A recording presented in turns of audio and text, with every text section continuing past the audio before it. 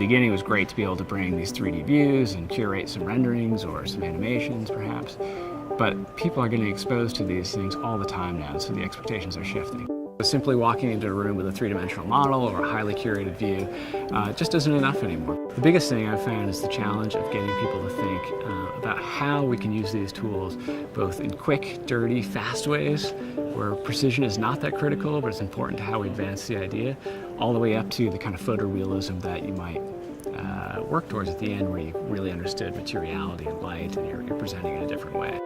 Visualization matters. It's really, really critical that people understand what they're looking at and can contribute meaningfully to the dialogue. So you want experts and non-experts to be able to derive actionable insight from what they're seeing. Being able to shift that into something that now is something that someone can interact with, they can see at a glance, they can understand high level as well as detailed information is important.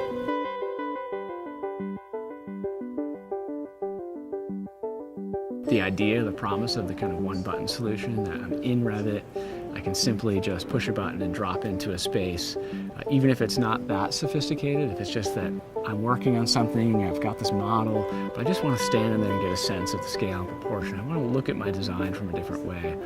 Being able to do that quickly is imperative. If I'm standing in a space and I like this, I want to cycle through a few different ways we might imagine this space. Also, while I'm looking at it, I'm seeing this beautiful light streaming in, I want to know what are the foot candles of that, or what might the temperature or humidity be in this space. So we've started to experiment with how we can link our analytical environments into those spaces and be able to just toggle quickly between something that's very atmospheric to something that can be more didactic and tell us more about the performance of the space. We are using Autodesk Live right now on a number of our projects. It's been fantastic so far as a starting point, and really starting to build up that learning curve and reworking our workflows to allow it to be more seamless into our process. So on a number of projects, we're seeing already the benefit of just being able to move between that environment to our kind of more normative model. We have in every conference room, you'll see a live model, and they'll be walking around through the live model, and then they'll see something in virtual reality that makes them say, oh, I didn't realize that was going to come out like that. Let's go to the plans or the sections and see how this is actually coming together. And so it really becomes an integrated and seamless part of the review process.